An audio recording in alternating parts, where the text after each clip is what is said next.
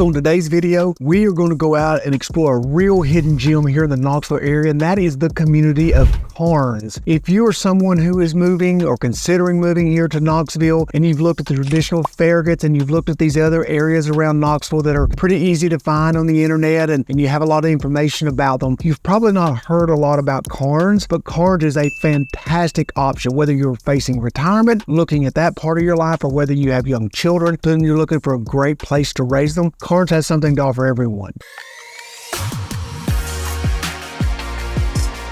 So first, let's look at Karns Location. So Karns is located in the northwestern part of Knox County. It's less than 30 minutes from downtown, and it's 20 minutes or less, really 15 to 20 minutes out of West Knoxville. So it's very conveniently located. And when I say out of West Knoxville, I'm talking about if you're looking to go shopping over in Turkey Creek, or you're looking for the variety of restaurants and those types of things that the Turkey Creek area in West Knoxville, where West Knoxville offers, you're 15, 20 minutes out of all of those areas. So it's very conveniently located, but it's really cool because you feel like you're in a more rural area, in a small community, a small town living, but you're really close to all the things that you're going to enjoy about Knoxville. So let's look first at the educational options that the kids have who live out in the Karns area. So if you're going to the public school system in Karns, you're going to attend either Karns Elementary, Karns Middle, or Karns High School. All three of these are good schools. They are good academically, and on top of that, they have good teachers, and they offer really good environment for your kids to go to school in. So I would consider them to be really good public schools and a good place to send your children. They also have